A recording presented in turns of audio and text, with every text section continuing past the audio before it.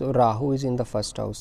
अब ये इंसान कैसे बिहेव करेगा, इसको जानने के लिए पहले आपको ये समझना पड़ेगा कि राहु जहाँ बैठा होता है, केतु उसके अपोजिट बैठता है। ये मून के एक नोड है, एक एक्सिस है, मतलब 180 डिग्री पे। तो अगर राहु फर्स्ट हाउस में बैठा होगा तो केतु बैठा होगा आपका 7th हाउस में। अब जो फर्स्ट हाउस होता है वो इंसान का होता है खुद का घर, और 7वां घर होता है उसके पार्टनर का, यानी उसके स्पाउस का घर। तो वैदिक एस्ट्रोलॉजी में ये बताया गया है कि राहु जिस भी घर में बैठता है, दरअसल उसने पुराने टाइम पे यानी अपने पुराने जन्म में उस घर से रिलेटेड कोई भी चीज़ नहीं की होती है, इसलिए राहु आपको इस जन्म में उस घर में मिलता है। तो जिस इंसान का राहु फर्स्ट घर पे होता है, यानी उसने पुराने टाइम पे अपने ऊपर बिल्कुल ध्यान नहीं दिया, उसने सिर्फ सोसाइटी के लिए कुछ काम किया है या सोसाइटी के लिए सर्व किया है, इसलिए उसे राहु अब फर्स्ट हाउस में मिला है। अब ये राहु फर्स्ट हाउस वाला व्यक्ति क्या करेगा कि इसकी नज़र जो है वो अपने घर पे छोड़ के 7वें घर पे पड़ेगी पहले, सबसे पहले। तो वो कोशिश करेगा कि 7th हाउस से रिलेटेड चीज़ों पर ज़्यादा ध्यान दे, यानी पार्टनरशिप, स्पाउस हो गया, इन सब चीज़ों पे ज़्यादा ध्यान दे, रिलेशनशिप पे ज़्यादा ध्यान दे। इस चक्कर में होता क्या है कि वो अपने घर की जो चीज़ें होती हैं उनको अवॉइड करने लग जाता है। लेकिन 7वें घर पे बैठा हुआ है केतु, जिसकी आदत है कट करने की। तो वो क्या करता है कि जैसे राहु जाने की कोशिश करता है, केतु कट कर देता है। और ये जो है ना, ये चीज़ कंटिन्यूस वे में एक लूप में चलती रहती है जब तक राहु फाइनली उसी घर पे फोकस नहीं करता जिस घर में उसको उसकी ज़िम्मेदारी दी गई होती है।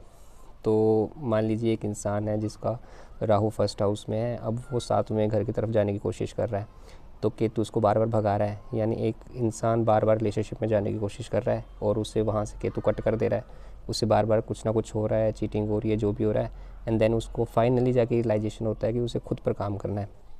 तो इस चीज़ को इस तरह से समझिए कि इन द एंड तो इंसान को खुद से ही प्यार करना है ना, बट जब राहु 7th हाउस की तरफ देख रहा है तो वो क्या करने की कोशिश कर रहा है। यानी एक इंसान है जो किसी इंसान को एक हद से ज़्यादा प्यार कर रहा है ना, वो उससे ज़्यादा ऑब्सेशन में चला गया। ऑब्सेशन होता क्यों है बेसिकली, जब इंसान के अंदर ही कोई वॉइड खाली है और सामने वाला पर्सन उस वॉइड को फिल कर रहा है, या कोई ऐसी नीड्स हैं जो सामने वाला पर्सन फिलअप कर रहा है, तो उसे लगता है कि उसे वो प्यार है और वो उस पर्सन से ऑब्सेस्ड हो जाता है, वो उसकी परमानेंट नीड है। लेकिन होता क्या है, इन दैट उस इंसान ने छोड़ के जाना ही है। तो जब वो छोड़ के जाता है तो वो वर्ड दोबारा खाली हो जाता है। तो जहाँ राहु को लग रहा होता है कि वो सामने वाले व्यक्ति से प्यार करता है, दरअसल वो खुद से ही प्यार कर रहा होता है, वो उस वॉइड को फिल करने की कोशिश कर रहा होता है, और इस चक्कर में वो 7th हाउस को वहाँ पे जाके ख़राब कर देता है, और इन द एंड उसको फर्स्ट हाउस पे ही आना पड़ता है। तो अब राहु क्या करेगा, 7th हाउस से तो उसको कट कर दिया गया, तो वो खुद पे ही यानी फर्स्ट हाउस पे ध्यान देगा। फर्स्ट हाउस किस चीज़ का, आपका खुद का। तो वो अपनी मेंटल हेल्थ पे ध्यान देगा, वो अपनी फिजिकल बॉडी पे ध्यान देना शुरू कर देगा, अपने गोल्स पे ध्यान देना शुरू कर देगा, और धीरे धीरे धीरे उसका ऑब्सेशन दूसरों से हट के खुद पे हो जाएगा।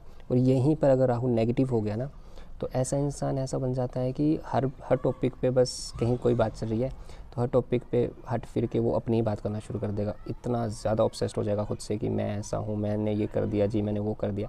तो यहाँ पे राहु फिर ख़राब होने की बात कर देता है। वहीं पर अगर हम दूसरी चीज़ देखें, जो क्वालिटी है, जो क्वालिटी देता है राहु, मतलब यहाँ पर ना राहु बहुत ब्यूटीफुली वर्क कर सकता है। अगर इंसान एक बैलेंस वे में खुद पे काम करे तो आप ऐसे इंसान को मतलब लाइफ थ्रू आउट लाइफ देखेंगे तो वो चेंज ही देखने को हमेशा इम्प्रूवमेंट की तरफ चलता जाएगा। लेकिन जब वो 7th हाउस की तरफ देखता है, इसको इस तरीके से समझिए कि मान लीजिए 2 लोग हैं और दोनों राहु से डोमिनेट हो रहे हैं, यानी 2 भिखारी हैं। तो 2 भिखारी एक दूसरे को क्या देंगे, कुछ नहीं दे पाएंगे, एक दूसरे से भीख ही मांगते रहेंगे। और वहीं जब हम केतु को देखते हैं तो केतु एक मतलब इमोशनली सेचुरेटेड इंसान है। जब दोनों नेटिव केतु से डोमिनेट होंगे तो दोनों ही पहले से इमोशनली सेचुरेट है, उनके पास मतलब एक कुआं है वो, अब उस कुएं में पानी भर ही नहीं सकता, उसका काम है सिर्फ देना। तो ऐसे में अगर दोनों इंसान एक दूसरे को देने की कोशिश करेंगे तो केतु तो कट ही करेगा ना, उसको नहीं चाहिए। वो तो बोलता है मेरे पास पूरा कुआं है, पूरा का पूरा ले लो। इसीलिए जो है वो केतु का एलिमेंट और राहु का एलिमेंट आपकी लाइफ में बैलेंस होना बहुत ज़रूरी है। यानी इस तरह से समझिए कि आपके पास, आपको मतलब कोई भी चीज़ खाना बहुत पसंद है, मतलब गुलाब जामुन ले लीजिए, कितने खा लोगे यार, 4 10 12, उसके बाद आपका मन नहीं करेगा ना खाने का, वो केतु एलिमेंट है। लेकिन राहु जब आता है तो बोलता है मेरे को खिला ही दो चाहे मेरी हालत ख़राब हो जाए। तो वहाँ पर अगर केतु का एलिमेंट भी रखा है एंड राहु का भी रखा है कि एक पॉइंट के बाद जितना मेरे पास है वो मैं सर्व करना शुरू कर दूँ, दूसरों को सर्विस देना शुरू कर दूँ, तो आपका राहु बहुत अच्छे से वर्क करे। अब दूसरी चीज़ आती है कि राहु जिस भी घर में होगा सबसे पहले वो स्टार्टिंग में ना उस जगह पे बहुत ज़्यादा इनोसेंट सा होगा, उसे उसे नहीं पता होता मुझे क्या करना है, बस वो तो धीरे धीरे धीरे उसकी नीड्स उसे पता लगना शुरू होती है। तो ऐसा नेटिव जिसका राहु फर्स्ट हाउस में है, उसने बचपन में बहुत ज़्यादा बुली सहा होगा, उसे हर किसी ने बहुत ताने मारे होंगे, हर किसी ने उसकी मतलब खिंचाई करते हैं ना बेसिकली। तो वो धीरे धीरे धीरे वहाँ से सीखता रहता है, ऑब्ज़र्व करता रहता है, और बाद में जाके वही इंसान इतना डिप्लोमेटिक बनता है, उसे पता है कि किस इंसान से कैसे डील करना है, कोई इंसान क्या सुनकर क्या खुश हो जाएगा। तो वो राहु फर्स्ट हाउस में आपको दे सकता है। अब जब राहु फर्स्ट हाउस में होता है ना, तो ऐसे इंसान मतलब वो फर्स्ट हाउस में है, यानी वो इंसान के दिमाग में बैठा हुआ है, क्योंकि उसका धड़ है नहीं, तो अब वो उस एलिमेंट का यूज़ कर रहा है जो उसके पास ही है। तो ऐसे टाइम पे इंसान के साथ क्या हुआ कि उसे बहुत सारे थॉट्स आना शुरू हो जाएंगे, बहुत ज़्यादा क्रिएटिव, बहुत ज़्यादा अच्छे भी हो सकते हैं, बहुत ज़्यादा बुरे भी हो सकते हैं, और ये हॉर्न, गोल्डन हॉर्न, वो यही रिप्रेजेंट कर रहा है। तब जब इंसान को इतने सारे थॉट्स एक ही टाइम पे आ रहे होते हैं ना, तो ऐसा इंसान सो नहीं पाता है, इसलिए इसकी आँख खुली है और ये हमेशा के लिए मतलब वो उस चीज़ को देखता है।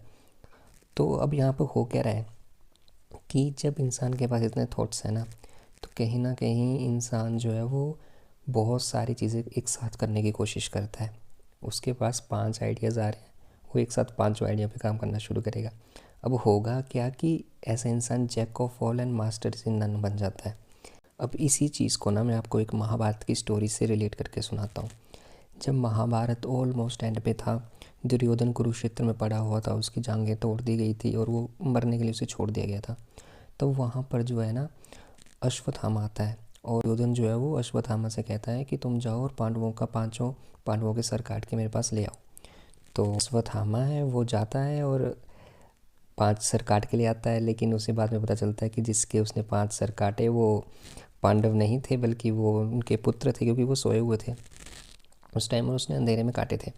तो ये सुन के जो है दुर्योधन बहुत परेशान होता है और वो वहीं पे मर जाता है। अब अश्वत्थामा इस गुस्से में होता है और वो सोचता है कि मैं जो हूँ वो अब जाके इनका वंश ही ख़त्म कर दूँगा पांडवों का। तो वो क्या कर, अभी तक ना इस कहानी में अभिमन्यु की जो बीवी थी वो जिंदा थी, और उसके गर्भ में जो था वो आखिरी वंशज पल रहा था इनका, पांडवों का। तो अश्वत्थामा क्या करता है, वो एकदम से ब्रह्मास्त्र का उपयोग करना शुरू कर देता है और उसे बुला लेता है। तभी वहाँ पे पांडव पहुँच जाते हैं, भगवान श्री कृष्ण भी पहुँच जाते हैं, और भगवान श्री कृष्ण जो है वो अर्जुन से कहते हैं कि हे अर्जुन, तुम भी ब्रह्मास्त्र बुलाओ, क्योंकि इसको रोकने का कोई और तरीका है नहीं। तो अर्जुन भी बुला लेता है। अब दोनों एक साइड से जो है, दोनों साइड से वो ब्रह्मास्त्र छोड़ देते हैं। तो बीच में एकदम से ऋषि व्यास प्रकट होते हैं और उन दोनों अस्त्रों को जो रोक लेते हैं वहीं पे, और वो कहते हैं कि तुम लोग बेवकूफ़ हो कि ये क्या कर रहे हो, तुम लोग सृष्टि नाश करना चाहते हो क्या, तुम जीतना क्या आए हो। तो उसी टाइम पे अर्जुन जो है वो अपने अस्त्र को वापस ले लेता है, लेकिन ऋषि व्यास जब अपने इससे अश्वत्थामा से कहते हैं कि तुम भी इसे वापस लो, देन अश्वत्थामा कहता है कि आई डोंट नो इसको कैसे वापस लें। तो वहाँ में भगवान श्री कृष्ण कहते हैं कि आधा अधूरा ज्ञान कितना ज़्यादा डेंजरस हो सकता है। तो जब आप इस पेंटिंग में आते हैं तो आपको पता चलता है कि राहु का आधा अधूरा ऑब्सेशन किसी चीज़ से कितना ज़्यादा डेंजरस हो सकता है उस पर्टिकुलर इंसान के लिए, कि वो कुछ ही चीज़ों को जानता है लेकिन उनको अच्छे से भी नहीं जानता। और एंड क्या होता है स्टोरी में कि अश्वत्थामा वो ब्रह्मास्त्र जो है वो छोड़ देता है, वो जाके अभिमन्यु की बीवी के गर्भ में लगता है और बच्चे की मृत्यु हो जाती है। हालांकि श्री कृष्ण उसे वापस से जीवन दान देते हैं और ज़िंदा कर लेते हैं, और वहीं अश्वत्थामा से उसकी मणि निकाल के उसे अमर कर देते हैं, यानी अब वो आज तक भटक ही रहा है और उसे मोक्ष नहीं मिल रहा। तो वही मोक्ष इस राहु को नहीं मिलता है, इस इंसान को जो फर्स्ट हाउस में है। वो कंटिन्यूसली एक चीज़ सीख रहा है थोड़ी सी, देन दूसरे पे चला जा रहा है, दूसरी थोड़ी सी सीख रहा है, देन तीसरे पे चला जा रहा है, और वो उसकी भूख ख़त्म ही नहीं हो रही है। तो वो भूख कौन ख़त्म करेगा, वो केतु ख़त्म करेगा। वो डिटैचमेंट होना बहुत ज़रूरी है चीज़ों से। तो अगर आपका मन एकदम से भर जाना और उसे पूरी अच्छी मतलब, केतु जो है ना किसी भी चीज़ में बहुत फाइन लेयर तक जाता है, वहीं राहु जो है उसको ऊपर ऊपर से करता है और निकल जाता है। तो एक बैलेंस अप्रोच होना बहुत ज़रूरी है। अगर आप मान लीजिए आपके पास दिन के 5 थॉट्स आ रहे हैं, तो आप अगर उन पांचों थॉट्स को ना एक टाइम बाउंड कर दो कि एक थॉट जो है वो इस टाइम के लिए मैं उस थॉट पे काम करूँगा, देन मैं सेकंड थॉट पे जाऊँगा। तो आप सोचिए कि ऐसी 5 चीज़ों में मास्टरी कर सकते हैं। और पॉलीमैथ होना उतना मुश्किल है भी नहीं, क्योंकि पहले भी पॉलीमैथ रह चुके हैं। लियोनार्डो दा विंसी को देखेंगे तो वो ऑलरेडी पॉलीमैथ थे और आज के टाइम पे इलोन मस्क पॉलीमैथ है। तो ये कहीं ना कहीं आपको पावर देता है पॉलीमैथ बनने की, बट उसके लिए सेक्रीफाइस करने पड़ेंगे, उसके लिए बहुत डीप जाना पड़ेगा। इसलिए यहाँ पर एक रेमेडी बताई गई है मंगल की, क्योंकि पहला अगर मंगल का होता है वो बताया गया या तो आप रनिंग करिए या आप वॉक कीजिए। अब उससे होता क्या है कि आप जब वॉक करते हो या रन करते हो तो आपके थॉट्स जो है एक सिंगल अलाइन लगते हैं उन्हें, आपको लगता है पता कि ये चीज़ है, देन ये चीज़ है, देन ये चीज़ है। बल्कि राहु फर्स्ट हाउस वाला इंसान अगर रनिंग पे फोकस ना करे, वॉक पे फोकस ना करे, तो वो मतलब माइग्रेन का शिकार हो सकता है। वो अपने थॉट्स को जमा के रखता है, वो फ्लो नहीं होने देता, उसके पास नए नए नए थॉट्स आते रहते हैं। एक और रेमेडी लिखी गई है कि आप जो है वो डायरी में अपने थॉट्स को नोट करते रहें। अब होता क्या है, देखो आपके पास ना हर चीज़ के बारे में नॉलेज हो सकता है, फर्स्ट हाउस राहु, उसको हर चीज़ के बारे में जानना होता है। तो यहाँ पर लियोनार्डो दा विंसी ने एक बात कही थी कि इस दुनिया में हर एक चीज़ जो है वो एक दूसरे से लिंक है कि ना, और अगर आपने वो लिंक ढूंढ लिया ना, then that could be your masterpiece. तो अब सोचिए कि ये आपके लिए कितना ब्यूटीफुली वर्क कर सकता है अगर आप अपने थॉट्स को अलाइन करें, आप अपने इंटरेस्ट देखें कि हमें क्या क्या चाहिए, एंड उन सबको मिक्स करने की जो पावर है ना वो राहु के अंदर है। तो आप कितना बड़ा मास्टरपीस क्रिएट कर सकते हो इस पावर से। तो राहु का जो थ्रू आउट कर्मा है ना फर्स्ट हाउस से, वो इसी तरह जुड़ा है कि वो खुद पे ही फोकस करे। अदरवाइज़ राहु फर्स्ट से सेवन्थ की तरफ जाएगा, फिर केतु कट करेगा, फिर दोबारा वो फर्स्ट में आएगा, तो वो एक लूप में ही फंसा रहेगा। इंस्टेड ऑफ दैट अगर आप सिर्फ खुद पे फोकस करते हैं, अपनी हेल्थ पे फोकस करते हैं, अपने गोल्स पे फोकस करते हैं और केतु का एलिमेंट लाते हैं, तो आप मतलब थ्रू आउट लाइफ अच्छा कर जाएंगे। राहु फर्स्ट हाउस वाला यानी उसके पास ना बहुत सारी, मतलब वो होते हैं मल्टीटास्किंग पर्सन, हर चीज़ के बारे में नॉलेज है, हर चीज़ करनी है। तो वो अगर एक लाइन तरीके से इंसान करे, एक टाइम बाउंड में करे कि इस टाइम पे मुझे ये करना है, देन इस टाइम पे मुझे ये करना है, तो वो कितना कितना मतलब अच्छे से काम कर सकता है। तो ये पावर है राहु ने दी हुई। लेकिन अगर ध्यान 7th हाउस में रखोगे तो फिर कहीं ना कहीं ये बहुत ख़राब तरीके से वर्क करेगा। और अगर पूरा ही ध्यान खुद पे दे दोगे और ऑब्सेशन ही हो जाएगा, अगर इसका डिस्पोजिटर अच्छे से नहीं बैठा है ना राहु का, यानी जिस राशि में बैठा है उस राशि का लॉर्ड अच्छी जगह पे नहीं बैठा है, तो फिर ये प्रॉब्लमेटिक दे सकता है। क्योंकि फिर ऐसा इंसान खुद पे इतना ऑब्सेशन रखता है कि वो किसी को कुछ मानता ही नहीं है। फिर वो बोलता है राजा जो होगा मेरे को मतलब नहीं है, इस धरती का राजा जो भी है उससे मेरे को मतलब नहीं है, मैं खुद राजा बन जाऊँगा। तो फिर वो ऐसी ऐसी बातें करना शुरू कर देता है कि मुझे ये पूरी धरती ही खरीदनी है, इससे बड़ा कुछ है, वो ये यूनिवर्स है तो मेरे को यूनिवर्स ही दे दो।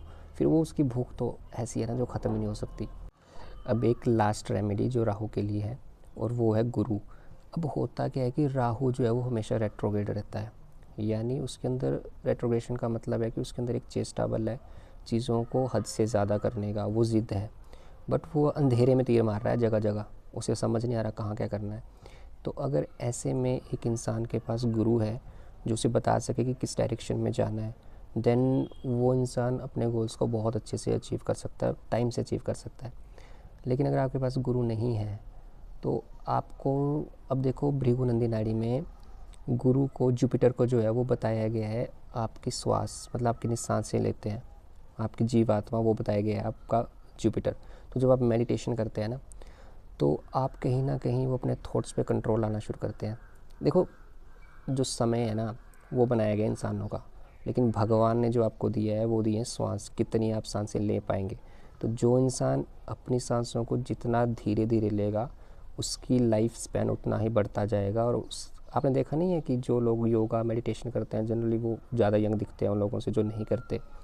तो आपके मेंटल थॉट्स इतने क्लियर होना शुरू हो जाएंगे कि आप जो हैं वो अच्छे टाइम पे सही जगह पर अच्छा डिसीज़न लेके आपके काम बनना शुरू हो जाएंगे।